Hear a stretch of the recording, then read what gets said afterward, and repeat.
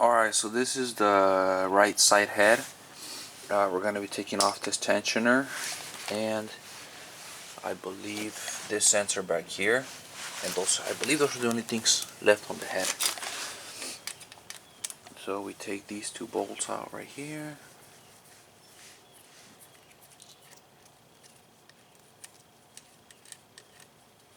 There's that first one. The second one.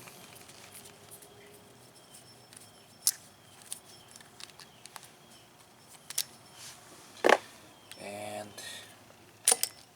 we put them in this baggie. This marker right there, green marker.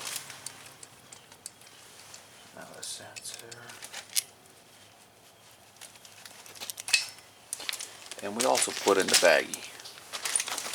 And I believe that's it for the right side head.